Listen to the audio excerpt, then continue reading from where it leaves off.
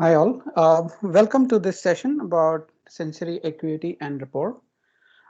This is a session where I will share some key ideas around what should you observe, how do you adapt, how can you change your performance and achieve things that you want. So let's get started. Why are we here? Yeah. So why are sensory acuity and rapport very important? Now let me ask you these questions, right? And these are some of the things that you would have observed. Things like why do people shift in their seats when they are disinterested, right? And how are you able to sense it? That's that's a question that you might have so suppose you were doing a presentation at work, or you're talking to somebody, or you're and you see that if they are not interested or disinterested, they start shifting in their seats, they start moving around, so they start doing things unconsciously, right? They're not telling you that they're not interested, but they're showing signs, and sometimes you're able to sense it as well. um, how about that time when if you notice somebody literally turning red or pink when they blush or are angry or in an emotional state? I remember I had a friend in one of my previous workplaces, where if we used to make him the center of attention, he would really turn pink, right? So all we had to do is, or if he uh, told certain words, and that would trigger his some memories in his head, and his skin color would change, and we could notice it. So now when we notice it, we know he's in a particular emotional state. So um, now there are times where people have different kinds of postures depending on their mood. For example, if you're really excited, you're probably pumped up and sitting upright. If you're really sad or you're really not in the mood, you probably droop your head or droop your shoulders. So now what happens in that case? How do you realize? Now when that happens, the person doesn't have to tell you what's going on in their mind, and you can sense it. You can probably understand what's going on, right? So now why does people actually do it, and how can you sense it? Now some of these questions are really important to know, right? Now think about that time where you've met someone, and within 10 minutes you felt like you've known that person forever. um, it just clicks, right? And there are times where you're naturally comfortable with people, right? With whom you And there are times where you can't, somehow something's wrong between you and the other person, and you can't just seem to hit it off. Now what happens? Why do you think these things happen? There are a lot other examples, but I'm going to answer some of these using some of the practices and techniques of NLP, and specifically sensory acuity and rapport, and what it means, how you can use them in your daily lives, and what you can do next, right? So we'll talk all about that today. Um, so sensory acuity, well, observing closely is another way of thinking. So sensory acuity is a technical term, I would say, in neuro-linguistic programming, but it really means that you observe very closely the other person's non-verbal or communication, right? The subtle changes in their body language. Now, the creators of NLP, they actually observed that people will make minute changes from moment to moment, and every change has a meaning, right? Now if you have enough sensory acuity, or this understanding or observing closely, you can understand those changes.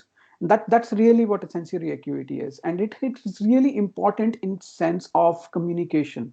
So if you are communicating with a group of people who are ready to listen, versus if you're communicating in a group of people who are not ready to listen at all, what happens now? Sometimes before they can even tell you they're not ready to listen, you can observe them very closely, look for certain things in their body language, that can give you the idea, yes, something's wrong or something's right, actually. And you can continue that conversation. So that's what sensory acuity or observing closely is all about. And It becomes, I think it becomes the basis of everything that that NLP talks about, because everything that you do is based on what information you're getting from the other person, or what information you're sharing to the other person. And that communication creates the basis of what's next, or what's coming, or what's how you're getting your results. So that's where sensory acuity really makes a difference, right? If I get into the details, what are the things you can notice when you're thinking about skin color for sensory acuity? For example, I talked about skin color earlier when one of my friends used to turn pink. Well, there are times where if you really notice very closely, you can see that uh, your the skin color can actually shift from light to dark. We do this exercise when we do the face-to-face online face-to-face course, where we ask a person to imagine an experience. So we've got a group of people, maybe 4 or 5, and we ask one person to come forward and sit in a chair, and we ask that person to really go back into his memory, into his past, and relive an experience that makes the person really, really happy, or really, really positive, or really, really excited, or maybe even negative emotions, or really, really angry. And we ask the other people to actually talk about what are the things on the face, right? That show the difference between what the person was before and what the person was later. And you're really surprised how that works, right? So the skin colors really changes. Sometimes it becomes dull, or sometimes it really becomes bright, right? Sometimes it glows, or like I said, one of my friends, his skin color turns pink, right? So you can actually practice, and then you can find that out. Now, when I talk about skin tonus, it's basically the face muscles, right? The symmetry of face muscles. So people, when you're talking to somebody, and somebody might say, they might give a skirmish, right? And they might change their face in a certain way. So if a person is really, really angry, they would have a very different expression on their face. The muscles of the face would be either symmetric or asymmetric. They will be thinking differently based on what they're hearing, and you can see the expression. But if you're really getting to the other person, you would probably be able to figure out, okay, this person, based on what bad body language that person is showing, the face either becomes really bright and expands, or it might actually contract. So those are the things, those are the details that you notice. Breathing fast or slow, it's really important. Now, if you're really excited, you might actually talk faster, right? Some people are really slow talkers, so some people actually talk really, really slowly. And I'm going to talk about this when I talk about a bit more about rapport. But you can observe the breathing rate. If a person is really breathing very fast, so that might be an indication that they are processing information very fast, very quickly, or they're ready to answer or ready to respond to you. Versus when they're really slow, so it can be indication of the person is either disinterested, or that's how the person really breathes. So they might be really thinking about what you're saying, those kinds of things. So breathing rate can be a good indicator of how you are communicating, how you can actually judge how your communication is going based on just observing the breathing rate. High or low, sometimes there are people who are belly breathers, right? Or who are really, really heavy voiced, and they breathe, they have deep breath. So they will always talk slowly and breathe, and talk with a heavy breath. And so what happens is the voice, the breathing is very shallow, very heavy. Sometimes it's high, and it actually, they're just talking from the mouth, and they're breathing faster. So you can observe that. Lower lip size. So the lips, if they are in a really emotional state, you will probably be able to observe that there are lines coming on the lips, lower lips, or there are no lines at all. So you can recognize that this is more details and this is more an advanced thing where you're able to figure out based on some of the additional things based on your face color, your tone, face tone, your breathing rate, your lip size, and if it is going, it's going bright or wide, or the color of the lips are changing. So those kinds of things. Now, sometimes if you're having an eye to eye conversation, right? You people say that okay, you should look in the eye when you're talking to the people. There are people who are now in this. I'm going to talk about eye patterns in the next class, but so there is focused and defocused. So when you're thinking about something, you're kind of focused. Sometimes you're defocused because you're remembering something. So, and the pupil dilation, so the eyes, the movement within the eyes can actually also be an indication of what really is going on in the other person's mind. Are you really maybe able to have a communication?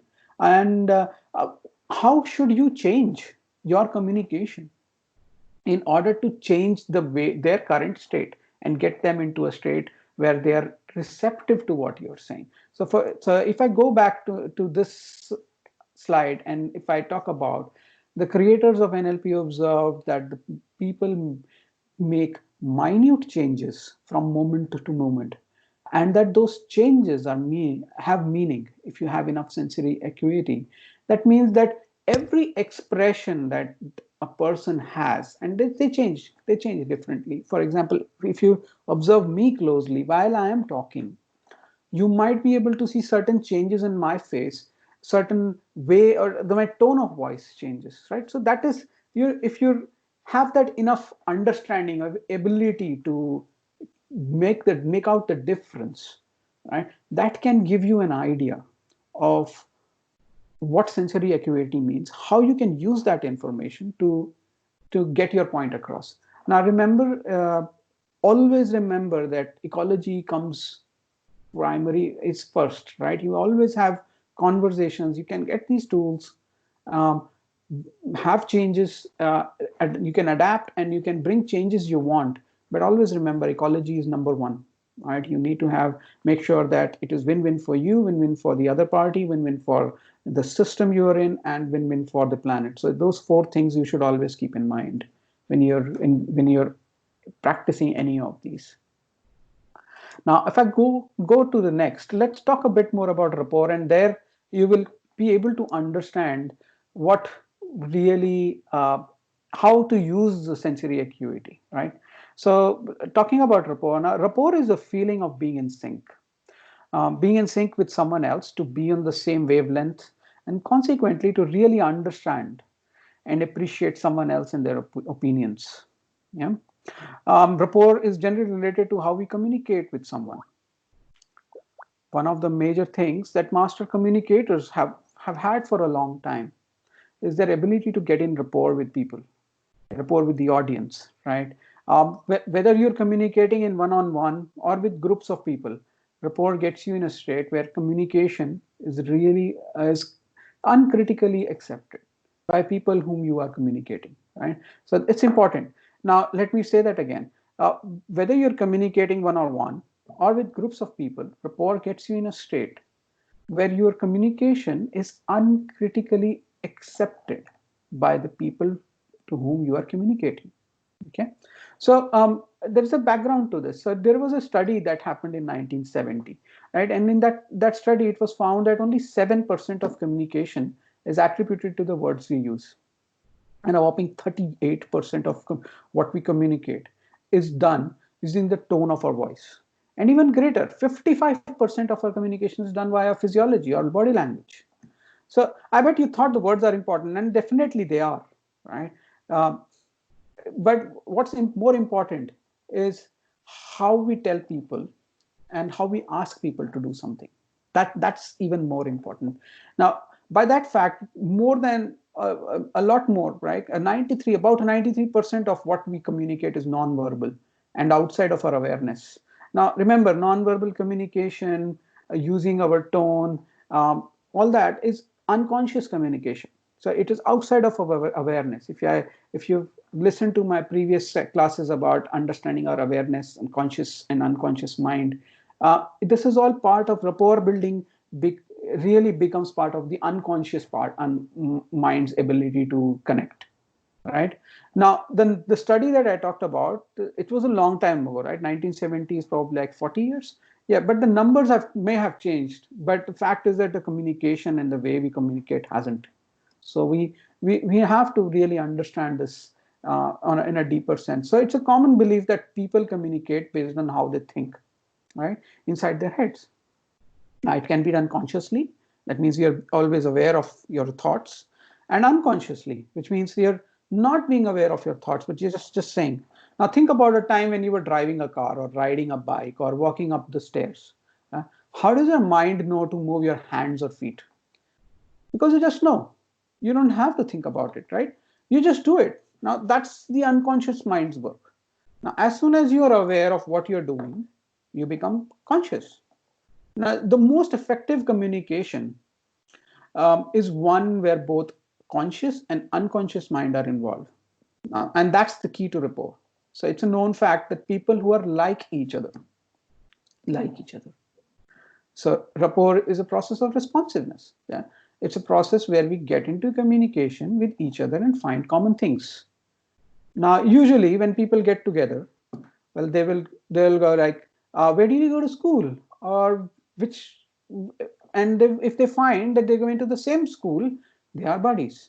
Or where did you go to university, or where did you come from, where did you migrate from, or where did you go to uni, or where did you grow up, which organization did you last work at, and then they will find some common ground consciously, right?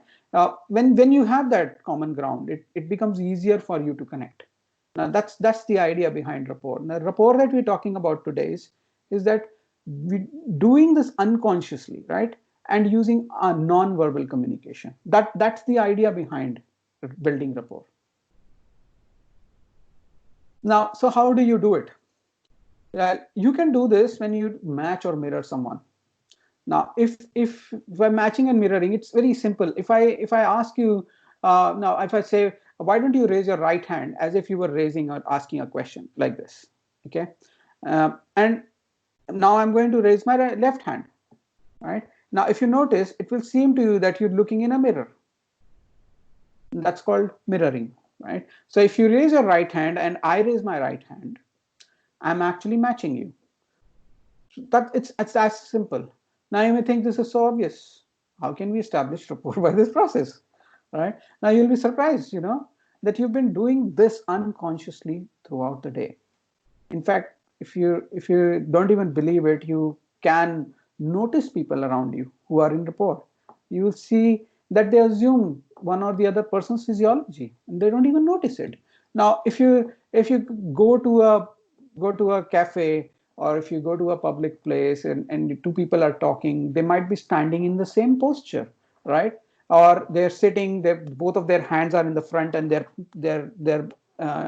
body weight is in the front, both of them, and they won't even notice it.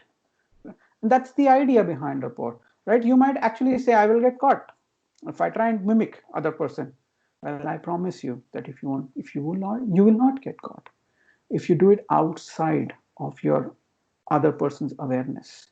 And what's the good thing is that once you do it a couple of times, even your unconscious mind realizes that you need to do it. And once you get into that conversation, you won't even notice that both of you are in the same posture. So sitting up front, sitting with your backs to the wall, you're having 1 feet up, other person is having the 1 feet up. You will not notice it, right? But you have to, when you start doing this consciously, you have to make sure it is subtle, right? Now, if I'm talking, and for example, if I'm talking and I'm making expansive gestures like this, and you're doing the same thing while I'm talking, it will be in my awareness, right? And I will probably say, hey, what's going on? Why are you mimicking me? But after I'm done talking, after a couple of minutes, you do the same thing, and you start and do the same gestures. I may not notice it. Well, it depends. I am trained in this, so I might be able to figure it out. But in general, even then, Even if I am trained to observe, I will still not notice this if I am getting into the conversation, right? So eventually, when the rapport is established, you will realize that either you or your client or your friend or whoever you're talking to will shift into each other's state, right? Now, by the process to get, but the process to get into matching and mirroring needs to be subtle. So what you could do is you could actually start the conversation.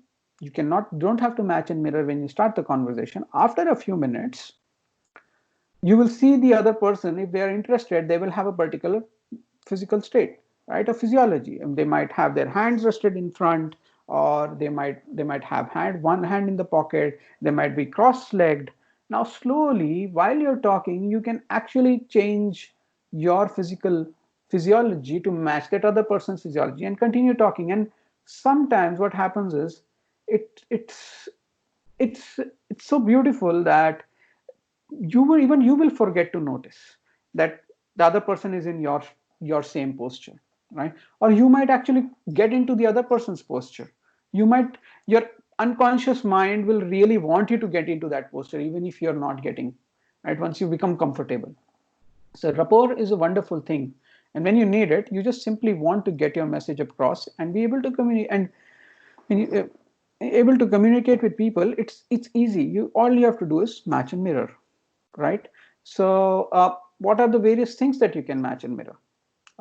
Physiology, like I just told you, right? Posture. Are they leaning to the left or leaning to the right? Sitting back or sitting straight? Now, you can also notice things like what does the spine look like? Is the person is sitting straight like this, or if it is he's a bit curved, whatever, right? It is to the left. If a person sits like this, a person sits like this on the right. It doesn't matter. Now, sometimes you can match the gestures when you speak, right? I talked about this. If the other person is moving his hands like these, don't do it right away because you will probably get noticed. But after a few minutes, you can start doing that, tilting your head. So while you're talking, you can actually tilt your head, and you might actually see people tilting their head, and you can slowly do it, and that will help, right? Now, breathing, this is very powerful, right? And here's a tip off: when a person is speaking, they are breathing out. Remember that, right? When a person is speaking, they are breathing out. Now, if you've been to some of these conferences or some of these shows, um, you probably have heard speakers or trainers or magicians or anybody who is really wanting to have their message understood, right?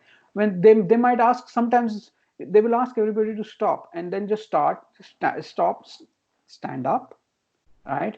Take a deep breath, relax, and then they will ask them to sit down. Now, what's happening there? The person who's in front of the stage is trying to match the breathing rate, getting the person to relax and understand. He's trying to get in rapport, right? When you are in front of a huge crowd like 20, 30 people, or maybe 100 people, the best thing you can do to match and mirror, because you can't match each person's physiology in that case, but you can match breathing rate, and that's good enough too, right? Sometimes blinking can help. Now, there are other ways that you can actually do. There are variations, right? Voice matching.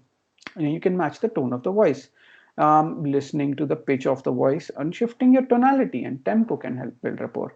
Also, loudness. So, for example, if you're in a telephone call, right, and the other person on the other side is really really really high pitched, and you're saying, hello, I would like to talk about NLP and how it helps in communication and the rapport and sensory acuity. And the other person on the other side is saying, hey, come on, I don't understand what is going on. What is this? And see, the pitch of the voice is different. So if that's the case, you can match the pitch of the voice on the other side, and you will start noticing that you will build a rapport. And when you build rapport, there is this very very subtle um, sense of relaxed comfort that you will feel inside you. Then you established a rapport where you can talk to that person all the time. Now, how does that happen? It happens eventually when you build rapport. But to build that rapport, our unconscious mind has to first establish that non-verbal communication. You need, the unconscious mind needs to know that we have common experiences. We have we are on the same wavelength, or we are trying to do the same things. We are in agreement, right? So only then you can start having that conversation. So unconscious mind looks for these subtle non-verbal cues.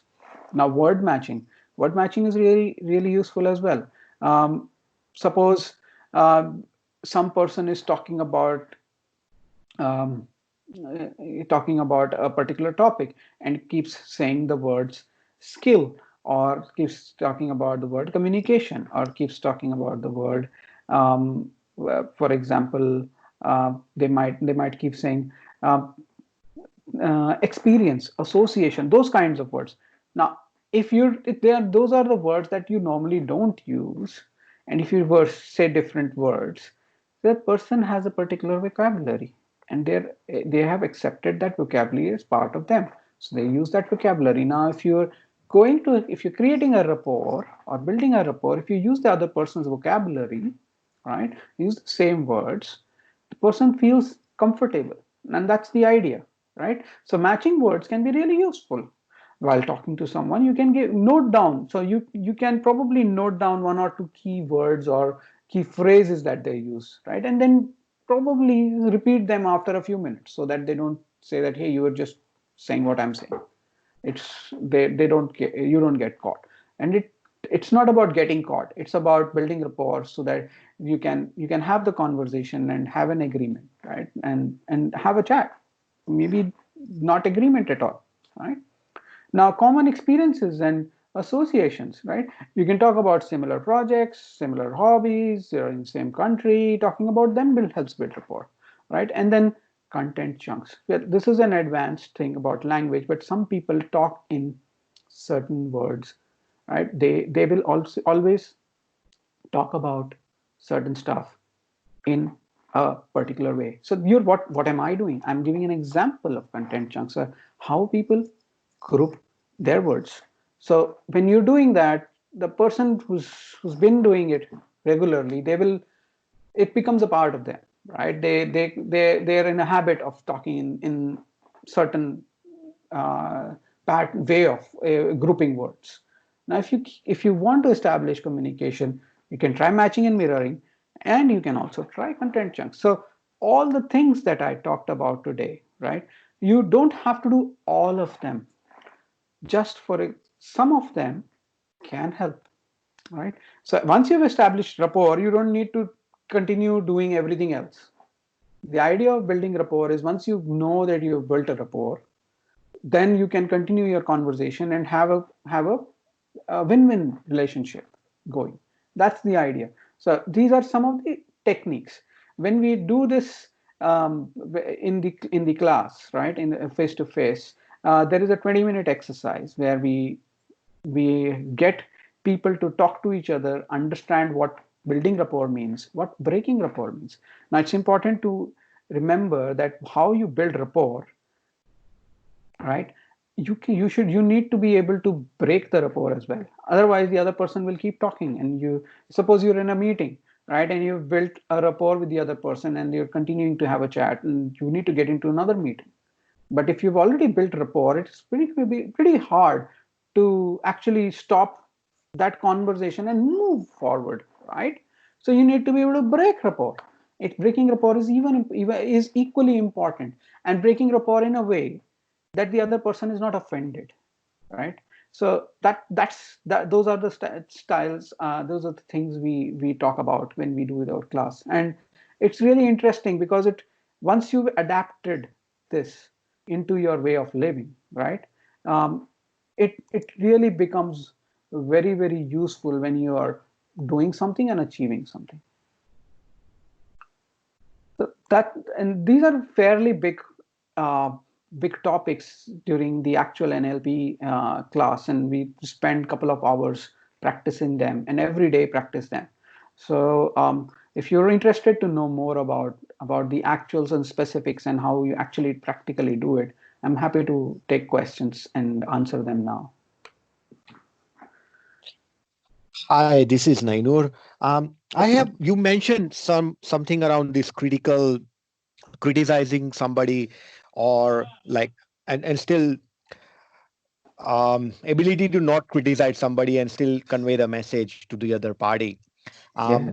So what if we are aware that we are not doing but the other party is doing, so how to convert them to the different wavelength rather than matching their wavelength, where we also criticize them with the similar tone and similar way. Right. So a good question, I know. Thank you. So there are so building rapport is the first part of our communication, right? This is more about the non-verbal aspects.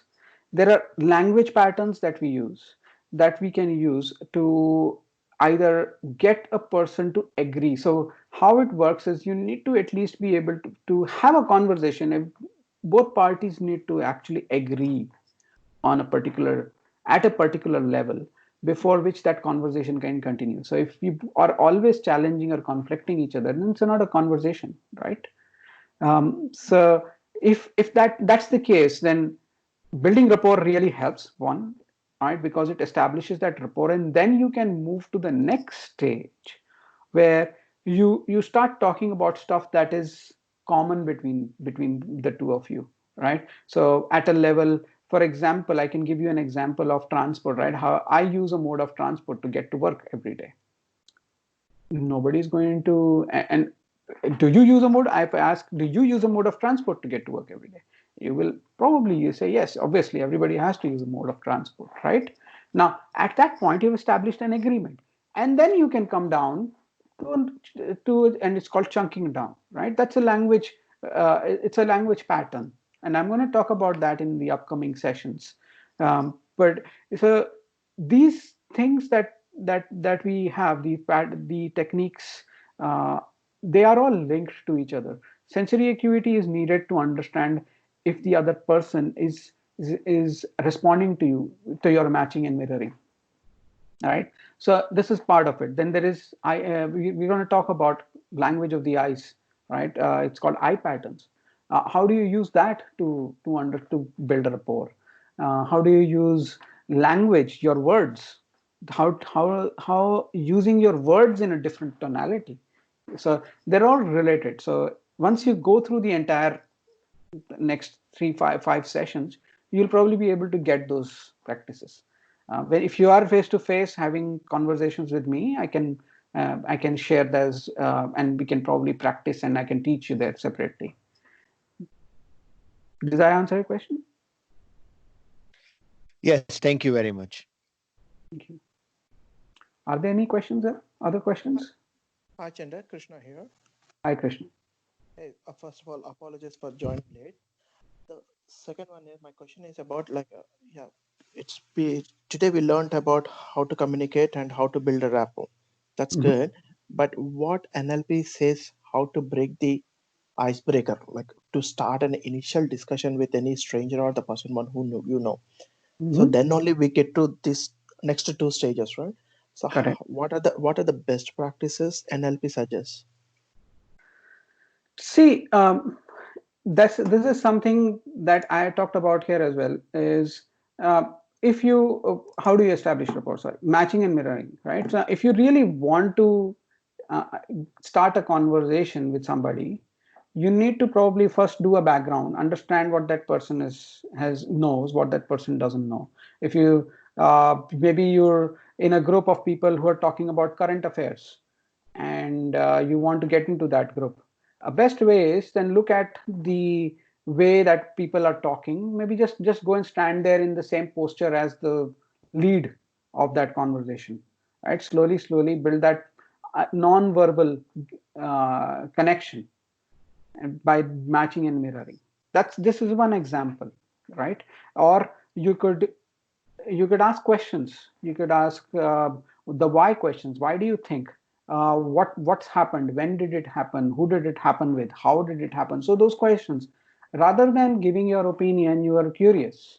Now that gives an idea to the other person that this person really wants to know more, and everybody wants to talk about the subjects they are comfortable in, so they will keep talking.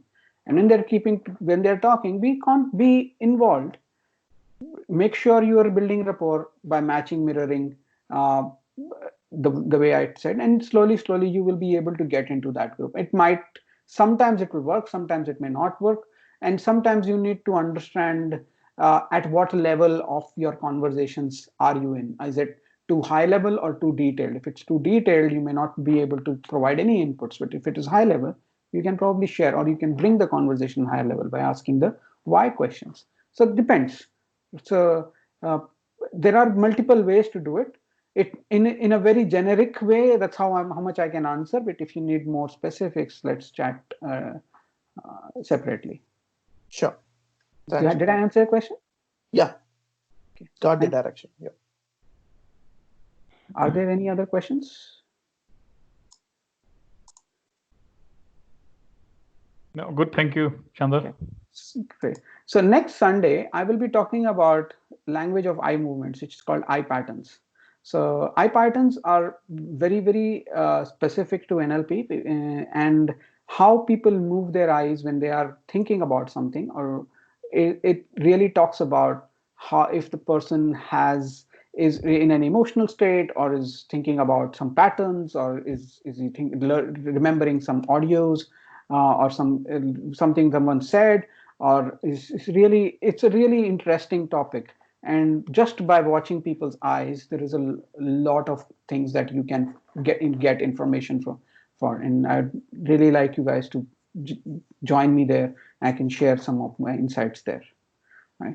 One more thing I would like to make sure you're all aware of.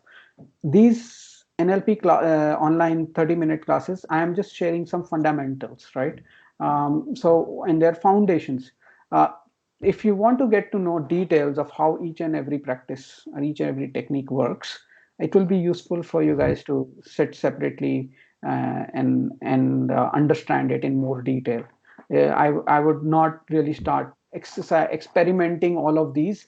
And if you, for example, what happens is a lot of people start experimenting, it doesn't work, and then they just go back and say, this is not just not working. So there are ways, and every technique, every pattern that I'm sharing has been proven over and over again in large multinationals, in large groups of more than 1,000 people, in individual one-to-one sessions, um, in every forum, right? So it has been practiced, and NLP is being used in media training, in government, senior government offices, and around the world.